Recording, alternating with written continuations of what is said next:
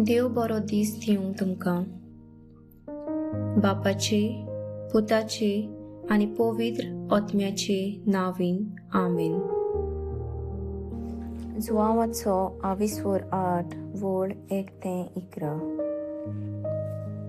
जेजू जैतनाच्या दोंगरार गेलो आनी भोव सकाळी तो नव्यान देव मंदिरांत आयलो. सगलो लोक ताचेशी जमलो आनी बसून तो तांकां शिकोवंक लागलो.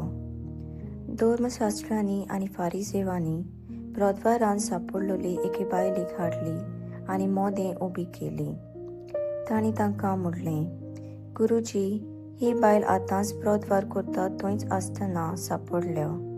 शास्त्रांत मोइसेसान असल्या बायलांक फातरान मारूंक आमकां फर्मायलां. तर तूं कितें म्हणटाय? ताचेर बोगलाट घालचे खातीर एक कसलेंय नीब सोदून काडूंक ताणें अशें म्हणलें. वडो घालून जेजू आपल्या बोटान जमनीर बरोवंक लागलो आनी ते ताचे कडेन विचारीत रावले. देखून उबो रावन ताणें तांकां म्हणलें, तुमचें मोदें जाका पातोक ना ताणें तिचेर पयलो फातोर मारचो. आनीक एक पावट वडो घालून तो जमनीर बरयत रावलो. हें आयकून ते सगले एका फाटल्यान एक घडसरून गेले. ओदीक जाणटे ते पयले. एकलोच उरलो जेजू आनी मोदें उबी आसली थंयच ती बायल. नव्यान नीट जावन जेजून तिका म्हणलें, बाय, ते खंय गेले? कोणेच तुजे कास्तीचें फर्मोण मारूंक ना मूं? तिणें म्हणलें, कोणेच ना सायबा. आनी जेजून म्हणलें, हांवूय तुजे कास्तीचें फर्मोण मारिना. वच आनी ह्या फुडें आनी पातोक करूं नाका. देवाचें उतर. देवाचो वड उपकार.